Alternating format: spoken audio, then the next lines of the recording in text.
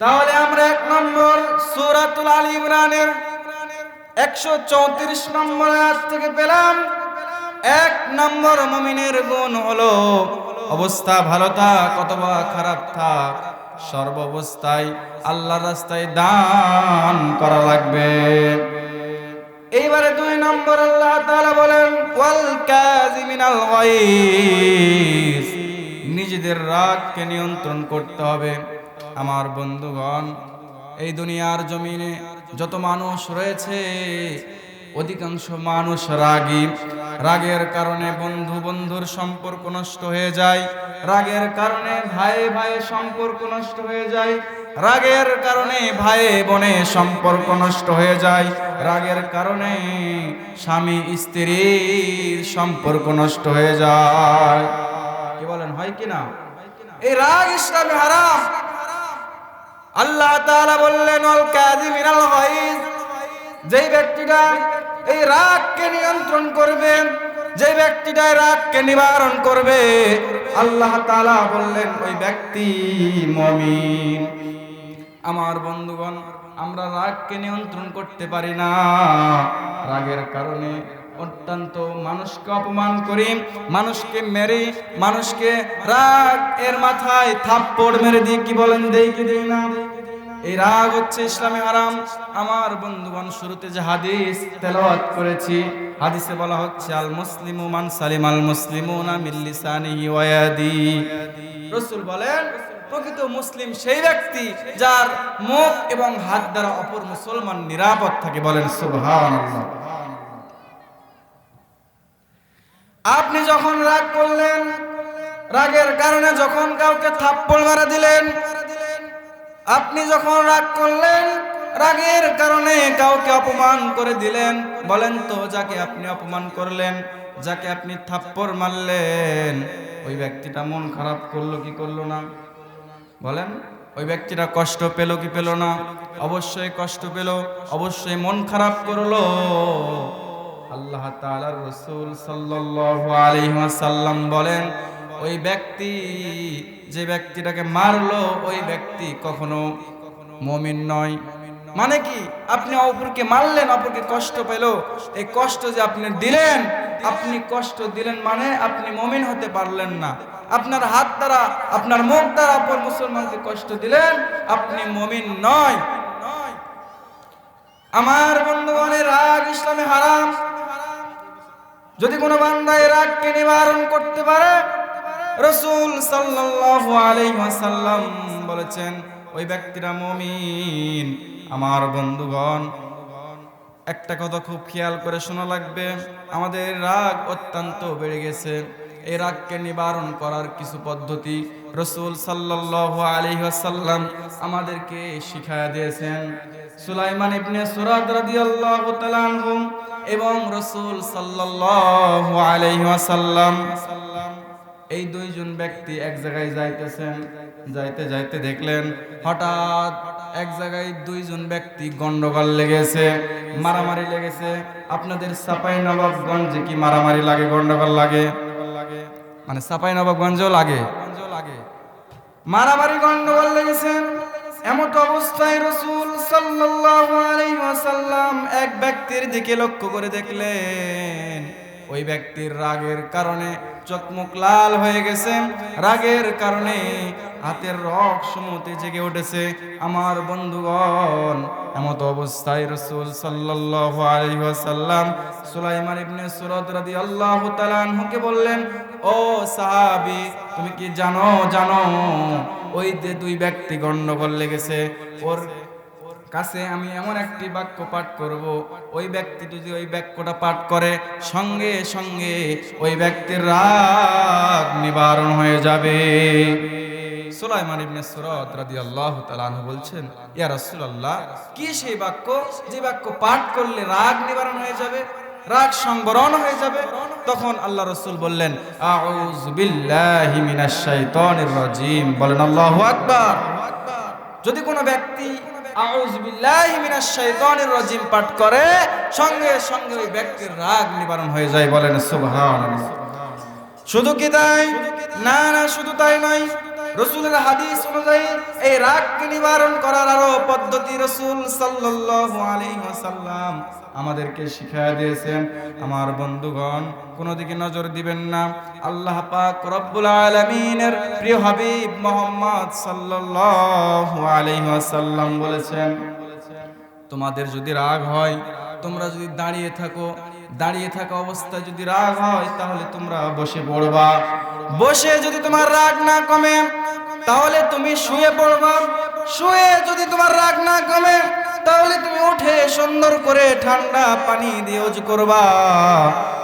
তুমি যদি ওযু করো, তাহলে সঙ্গে সঙ্গে আল্লাহ রাব্বুল আলামিন তোমার রাগকে নিবারণ করে দিবে।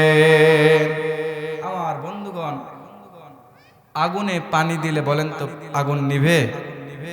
আগুনে পানি দিলে যেমন আগুন নিভে যায়, আল্লাহ রাসূল সাল্লাল্লাহু আলাইহি ওয়াসাল্লাম বলেন, কোন ব্যক্তি যখন রাগ করে, ওই রাগ নিবারণের জন্য যদি ওযু করে, সঙ্গে সঙ্গে ওই রাগটি নিবারণ হয়ে যায়। বলেন সুবহানাল্লাহ। আমার বন্ধুগণ, রাগ নিবারণ করার পদ্ধতি রাসূলুল্লাহ সাল্লাল্লাহু আলাইহি ওয়াসাল্লাম শিখিয়ে দিলেন। যদি কোনো ব্যক্তি এই রাগকে নিবারণ করতে পারে, তাহলে সেই ব্যক্তিটা মুমিন।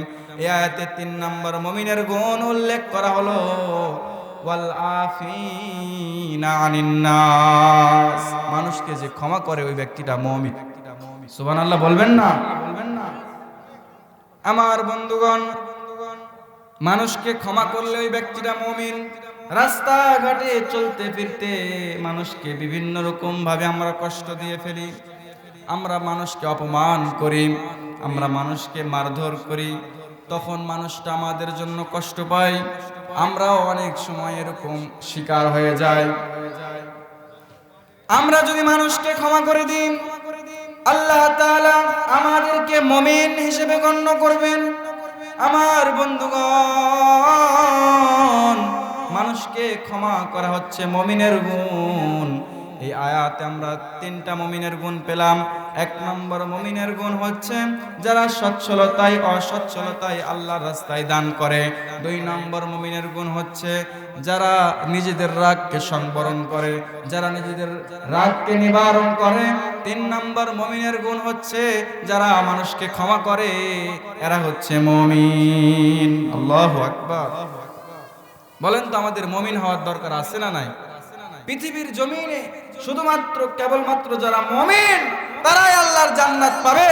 মুমিন যারা নয়, তারা আল্লাহর জান্নাত থেকে বঞ্চিত হবে। কথা বলেন ঠিক কিনা? আমার বন্ধুগণ, জান্নাত পেতে হলে মুমিন হতে হবে। মুমিন ছাড়া জান্নাত পাওয়া যায় না। আমার বন্ধুগণ, খুব খেয়াল করে শোনা লাগবে। আরো কিছু মুমিনের গুণ আপনাদের সামনে উল্লেখ করতে চাই। সূরা তাওবার 71 নম্বর আয়াত, আল্লাহ তাআলা বলেন, ওয়াল মুমিনুনা ওয়াল মুমিনাতি বা'দুহুম আউলিয়াউ বা'দিন ইয়ামুরুনা বিল মারুফি ওয়া ইয়ানহাউনা আনিল মুনকার। বলেন আল্লাহু আকবার। একটু জোরে সোরে কি আল্লাহু আকবার বলা যাবে না ভাইরা?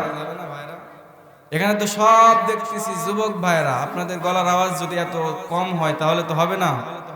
জোরে সোরে বলি আল্লাহু আকবার। বাঘের মতো আওয়াজ দিতে হবে, মুসলমানের আওয়াজে বিড়ালের মতো দিলে হবে না। মুসলমানের তাকবীরের আওয়াজ দিতে হবে সিংহের মতো। কথা বলেন ঠিক কিনা? আমার বন্ধুগণ, সূরাতুত তাওবার 71 নম্বর আয়াতে আল্লাহ তাআলা মুমিনের 6টি গুণের কথা বললেন। আমার বন্ধুগণ, ওয়াল মুমিনুনা ওয়াল মুমিনাতি বা'দুহুম আউলিয়াউ বা'দিন। আল্লাহ তাআলা বলেন, মুমিন পুরুষ এবং মুমিন নারী একে অপরের বন্ধু, একে অপরের অভিভাবক। মুমিন নারী এবং মুমিন পুরুষ একে অপরের বন্ধু এবং অভিভাবক। একজন মুমিন যদি বিপদে পড়ে, আরেকজন মুমিন গিয়ে সাহায্য করবে, এটাই মুমিনের গুণ। আমার বন্ধুগণ, মুমিন মানুষের গুণ হলো, কেউ বিপদে পড়লে তাকে আর্থিক দিয়ে এবং শ্রম দিয়ে সাহায্য করা হচ্ছে মুমিনের গুণ। 2 নম্বর মুমিনের গুণ হচ্ছে ইয়ামুরুনা বিল মারুফ, সৎ কাজের আদেশ করবে, বলেন সুবহানাল্লাহ। যারা সৎ কাজের আদেশ করবে এরা হচ্ছে মুমিন। ওয়া ইয়ানহাউনা আনিল মুনকার, এবং অসৎ কাজ হতে মানুষকে নিষেধ করবে। রাস্তাঘাটে চলতে ফিরতে কত জায়গায় অসৎ কাজ দেখা যায়, এগুলা থেকে আমরা মানুষকে নিষেধ করব, ভাই এই কাজ করা যাবে না। আমার বন্ধুগণ, কেউ যদি এক জায়গায় 4-5 জন দাঁড়িয়ে বিড়ি খায়, তাকে গিয়ে নিষেধ করতে হবে, ভাই বিড়ি খাওয়া যাবে না, এগুলো হচ্ছে ইসলামে হারাম। আমার বন্ধুগণ, আপনি মনে করতেছেন আমি যদি ওখানে যাই তাহলে তো আমি পাল্টা আঘাত খাবো, এই জন্য আপনি সেখানে প্রতিহিত করার জন্য গেলেন না। অথচ রাসূলুল্লাহ সাল্লাল্লাহু আলাইহি ওয়াসাল্লাম হাদিসের মধ্যে বললেন, কোথাও যদি তোমরা অসৎ কাজ দেখো তাহলে সর্বপ্রথম হাত দিয়ে প্রতিহিত করো। আমার বন্ধুগণ, হাত দিয়ে প্রতিহিত করার যদি ক্ষমতা না থাকে তাহলে মুখ দিয়ে প্রতিহিত করো। মুখ দিয়ে প্রতিহিত করার যদি ক্ষমতা না থাকে তাহলে অন্তর দ্বারা ঘৃণা করো। কিন্তু আমরা একটাও করি না, যার কারণে প্রকৃত মুমিন এখন পর্যন্ত হতে পারে না।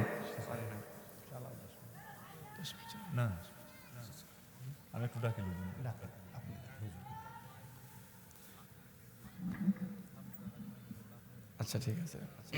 তাহলে প্রকৃত মুমিন হতে গেলে আমাকে আপনাকে সৎ কাজের আদেশ করা লাগবে, অসৎ কাজ হতে মানুষকে নিষেধ করা লাগবে। এইবারে আসেন সূরাতুত তাওবার ৭১ নম্বর আয়াতে আল্লাহ তাআলা মুমিনের আরো কয়েকটি গুণের কথা বললেন।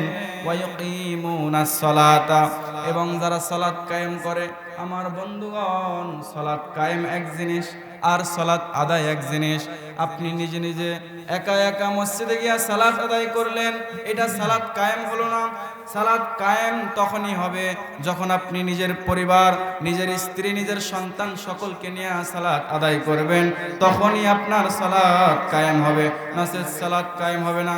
আমরা নিজেও সালাত আদায় করি না, আমাদের পরিবার পরিজনকে সালাতের আহ্বান জানাই না।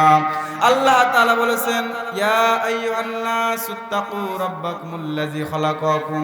আমার বন্ধুগণ, হে মানব জাতি, তোমরা তোমাদের সেই রবকে ভয় করো যিনি তোমাদেরকে একটি মাত্র আত্মা হতে সৃষ্টি করেছেন। আমাদেরকে আল্লাহ তাআলা আদম আলাইহিস সালাম হতে সৃষ্টি করেছেন। আর এই সৃষ্টি করার উদ্দেশ্য আছে না নাই বলেন? এই আজকের এই প্যান্ডেল দেখতেছি, এই প্যান্ডেলটা কেন বানানো হলো বলেন তো? উদ্দেশ্য আছে না নাই? এই যে মঞ্চ বানানো হয়েছে, বলেন তো মঞ্চ বানানোর উদ্দেশ্য আছে না নাই?